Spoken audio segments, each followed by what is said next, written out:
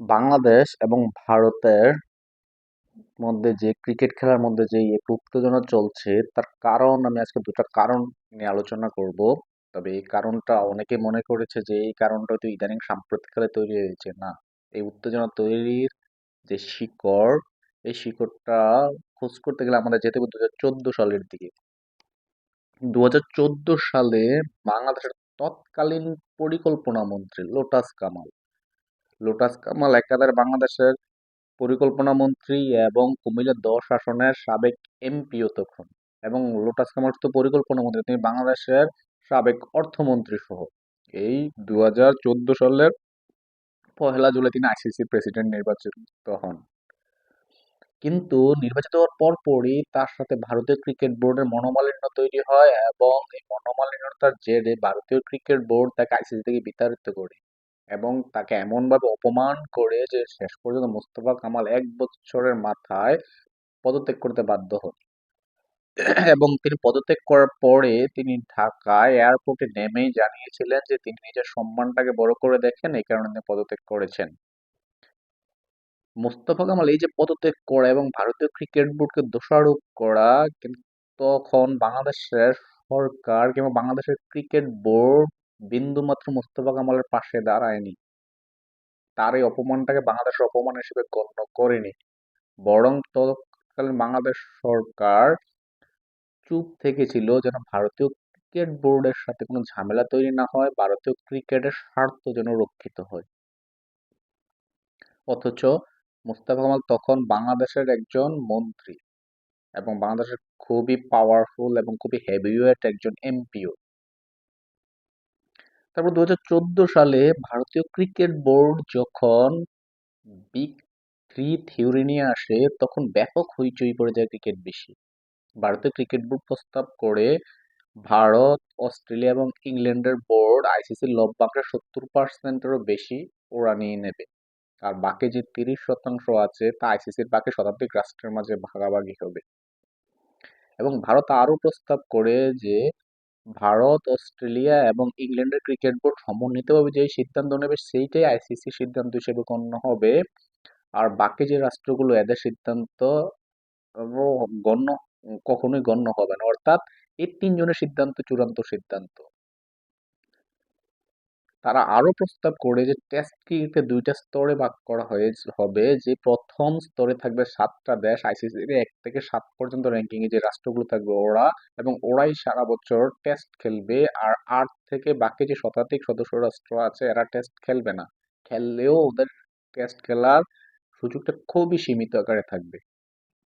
ভারতের এই প্রস্তাবে Pakistan, Africa, West Indies, New Zealand, শ্রীলঙ্কার ক্রিকেট বোর্ড খুবই ফেটে পড়ে এবং এর তীব্র বিরোধিতা শুরু করে। কিন্তু ভারতীয় ক্রিকেট বোর্ডের পাশে দাঁড়ায় বাংলাদেশ ক্রিকেট বোর্ড। তৎকালীন বিসিবি প্রেসিডেন্ট নাজমুল হাসান পাপন জানান, তিনি অবশ্য আওয়ামী লীগের সাবেক এমপিও, তিনি জানান যে বাংলাদেশ ক্রিকেট বোর্ড সবসময় ভারতীয় ক্রিকেট বোর্ডকে সমর্থন করবে, ভারতীয় ক্রিকেট বোর্ডের পাশে থাকবে। অর্থাৎ ভারতের প্রস্তাব পাশ হলে বাংলাদেশের ক্রিকেট টেস্ট খেলুড়ে দেশ হিসেবে বাংলাদেশের টেস্ট খেলা চিরতরে বন্ধ হয়ে যাবে, কারণ বাংলাদেশের র্যাঙ্কিং তখন 8 থেকে 9 10-এ থাকতো। এবং বাংলাদেশ আইসিসি থেকে যে লভ্যাংশ পেতো সেই লভ্যাংশ অনেক কমে যাবে। এই লভ্যাংশটা বাকি 3টা ক্রিকেট বোর্ড ভাগ করে নেবে। কিন্তু বাংলাদেশ ক্রিকেট বোর্ড বিবেচনা করে বাংলাদেশের লভ্যাংশ কমলেও, বাংলাদেশের টেস্ট খেলার সুযোগ কমলেও ভারতীয় ক্রিকেট বোর্ড অতিরিক্ত লভ্যাংশ পাবে। ভারতীয় ক্রিকেট বাঁচলে বাংলাদেশের ক্রিকেট বাঁচবে। অর্থাৎ তারা ভারতীয় ক্রিকেটকে বাংলাদেশের ক্রিকেটের একটা অবিচ্ছেদ্য অংশ হিসেবে চিন্তা করা শুরু করে দেয়। যার কারণে তারা ওই সময় বিগ থ্রি থ্রি থিওরির তত্ত্বের সমর্থন করে, যেখানে উম, পুরো ক্রিকেট বিশ্ব সেই এই 3 দেশ ভিতরে পুরো ক্রিকেট বিশ্বই এই থিওরির বিরোধিতা শুরু করে। একসময় বাংলাদেশের ক্রিকেট প্রিয় মানুষ রাজপথে নেমে আসে, ওরা সাকিব, তামিম, মুশফিকরা টেস্ট খেলতে যায়, টেস্ট খেলতে চায়, টেস্ট খেলা আমাদের ওদিকের, এরকম প্লে কার্ড নিয়ে রাস্তায় রাস্তায় যখন আন্দোলন শুরু করে, তখন বাংলাদেশ ক্রিকেট বোর্ড কিছুটা বিব্রত হয়ে পড়ে। পরবর্তীতে ভারতের প্রস্তাব পাশ হলো বেশি দিন স্থায়ী হয়নি অন্যান্য রাষ্ট্রের বিরোধিতার কারণে। কিন্তু বাংলাদেশের নাম প্রকাশে অনিচ্ছুক একজন বিসিবি কর্মকর্তা জানায় যে তখন বাংলাদেশ সরকারের একটা চাপ ছিল যেন ভারতের ক্রিকেট বোর্ডের বিরুদ্ধে না যায়। অর্থাৎ বাংলাদেশের ক্রিকেটে সর্বনাশ হচ্ছে কিন্তু তারপরে বাংলাদেশ ভারতকে সমর্থন করে যেতে হবে। বিষয়টা অনেকটা এমন ছিল যে আপনি ধর্ষণের শিকার হচ্ছেন কিন্তু ধর্ষক অনেক স্ট্রং, এই কারণে আপনাকে ধর্ষণের সহায়তা করতে হবে। যাই হোক, এই যে মুস্তফা কামালের অপমান এবং এই বিগ থ্রি থিওরির সমর্থন, এই দুইটা ইস্যুর কারণে ভারত বুঝে যায় যে বাংলাদেশ ক্রিকেট বোর্ড কখনোই ভারতের বিরোধিতা করবে না এবং ওরা যেভাবে ইচ্ছা বাংলাদেশ ক্রিকেটকে সেভাবেই নাচাতে পারবে। এই কারণেই বিগত 19 বছর আইপিএল ইতিহাসে যা ঘটেনি এবার কিন্তু তেমনই ঘটলো। কোনো নোটিশ ছাড়া, কোনো ব্যাখ্যা ছাড়া বাংলাদেশ ক্রিকেটকে একদম বহিষ্কার করে, বাংলাদেশের ক্রিকেটারকে বহিষ্কার করে দেওয়া। কিন্তু এবার আর ভারতের অনুকূল সরকার বাংলাদেশে নেই। ওই সময় একজন মন্ত্রীকে ঘাড় ধাক্কা দিয়ে বের করে হজম করতে পারলো, এবার একজন ক্রিকেটারকে ঘাড় ধাক্কা দিয়ে বের করার হজম করতে পারেনি বাংলাদেশ ক্রিকেট বোর্ড। ভারতের ক্রিকেট বোর্ডের কাছে ব্যাখ্যা চেয়েছে, ওরা মুস্তাফিজের এনওসি প্রত্যাহার করে নিয়েছে, বাংলাদেশ ভারতের মাটিতে বিশ্বকাপ বর্জনের হুমকি দেয়। যার কারণে ভারতীয় ক্রিকেট বোর্ড কিন্তু তো বাংলাদেশ ক্রিকেট বোর্ডের এমন ভারতীয় এমন স্ট্যান্ডের কারণে ভারতীয় ক্রিকেট কিন্তু ভড়কে গিয়েছিল এবং ওরা ওদের এই যে মুস্তাফিজ শুধু দুঃখ প্রকাশ করেছিল, মুস্তাফিজকে আবার আইপিএল এ ফিরিয়ে নিতে চেয়েছিল কিন্তু ততদিনে মুস্তাফিজের এনওসি বাংলাদেশ ক্রিকেট বোর্ড প্রত্যাহার করে নেয়, যার কারণে ওরা আর পারেনি। এখন একজন মন্ত্রীর অপমানকে যদি আমি অপমান মনে না করি, সেখানে একজন ক্রিকেটের অপমানকে আমি কেন অপমান মনে করব? ভারতের ক্রিকেট বোর্ডও তো এমনটাই ভেবেছিল, এই কারণে ওরা যা খুশি তাই করতে চেয়েছিল।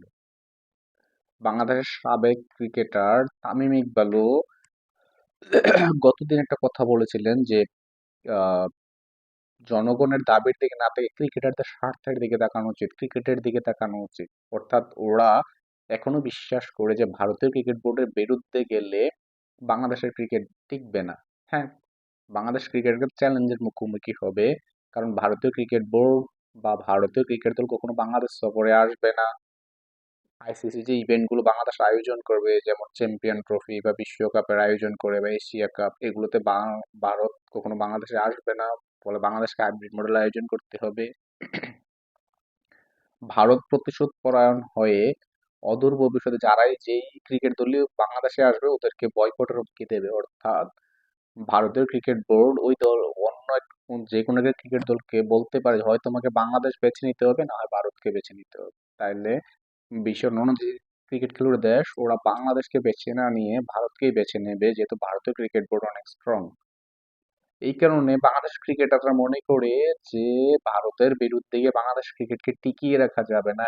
এই কারণে ওরা জনগণের দাবির দিকে না তাকিয়ে ক্রিকেটারদের স্বার্থের দিকে তাকানোর কথা বলতেছে। আমি আসলে খুবই গর্বিত এই জন্য যে ভারতের এমন অন্যায় কর্মকাণ্ডের বিরুদ্ধে বাংলাদেশ সরকার মোটামুটি ভালোই অবস্থান নিচ্ছে। এখন আপনি বলতে পারেন যে বাংলাদেশ যে ইন্ডিয়ার বাইরে তাদের ভেন্যুর কথা বলতেছে, এটাকে ভারত মেনে নেবে? না, ভারত মেনে নেওয়ার সম্ভাবনা খুবই কম। দেখুন, এখানে যদি অস্ট্রেলিয়া, ইংল্যান্ড, আফ্রিকা বা নিউজিল্যান্ডের মতো দেশ দাবি করে তাহলে ওরা এটা মেনে নিত, কিন্তু ওরা এখন বাংলাদেশকে খুবই দুর্বল একটা ক্রিকেট বোর্ড বিবেচনা করে, যেটাকে ওরা মানে স্বাধীন ক্রিকেট বোর্ড মনেই করে না, ওরা মনে করে এটা ভারতের অধীনে একটা ক্রিকেট বোর্ড। এই কারণে ওরা বাংলাদেশের দাবি কোনোভাবে মানতে পারছে না। আর যেই বাংলাদেশ ক্রিকেট বোর্ড সবসময় ভারতের অধীনে থেকেছে, ওরা এখন স্বাধীনভাবে কিছু দাবি করতেছে, এটা ভারতের ক্রিকেট বোর্ড কোনোভাবেই মানতে পারছে না। এটা ভারতের ক্রিকেট বোর্ডের প্রেস্টিজে লাগতেছে। তবে এখানে যদি অস্ট্রেলিয়া, ইংল্যান্ড বা অন্য দেশের ক্রিকেট বোর্ড হতো তাহলে ওরা মেনে নিতে এটা বাধ্য হতো। বাংলাদেশের দাবি মেনে নেওয়ার সম্ভাবনা খুবই কম। যদি মেনে নেয় তাহলে ভালো, আর যদি মেনে না নেয় তাহলে বাংলাদেশ যদি এই ভারত আমাদের বিশ্বকাপ বয়কট করে আমাদের সবার উচিত অত্যন্তপক্ষে বাংলাদেশ ক্রিকেট বোর্ডের পাশে থাকা, বাংলাদেশ সরকারের পাশে থাকা। এবং অদূর ভবিষ্যতে ভারত যখন আমাদের বাংলাদেশ ক্রিকেটের বিরুদ্ধে বিভিন্ন পদক্ষেপ নেবে, সরকারের উচিত হবে যে ভবিষ্যতে যে সরকার তাদের উচিত হবে ক্রিকেটের ক্ষেত্রে বেশি ভর্তুকি দিয়ে বাংলাদেশ ক্রিকেটকে টিকিয়ে রাখা। বাংলাদেশ ক্রিকেট টিকিয়ে রাখা তখন খুবই চ্যালেঞ্জিং হবে। কিন্তু আপনি যখন ভারতীয় ক্রিকেট বোর্ডের বিরুদ্ধে গিয়ে আপনি টিকে থাকবেন, ১ বছর, ২ বছর, ৫ বছর, ১০ বছর আপনি যখন কোনোভাবে টিকে থাকবেন, দেখা যাবে একসময় ভারত ঠিকই আপনাকে শ্রদ্ধা করা শুরু করছে, আপনার মতামতকে সমীহ করা শুরু করেছে।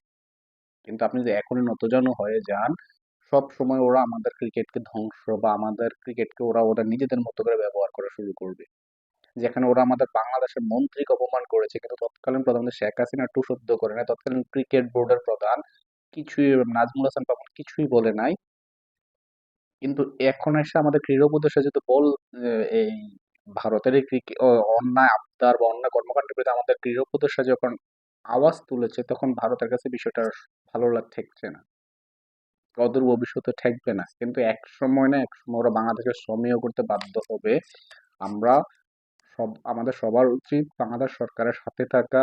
যদি বাংলাদেশ যদি টোয়েন্টি বিশ্বকাপ বয়কটও করে, তারপরে আমরা আমরা বাংলাদেশ ক্রিকেটকে সমর্থন করে যাব। এবং এই সমর্থন করাটা জরুরি বাংলাদেশ ক্রিকেটকে বাঁচিয়ে রাখার জন্য। সবাইকে অসংখ্য ধন্যবাদ।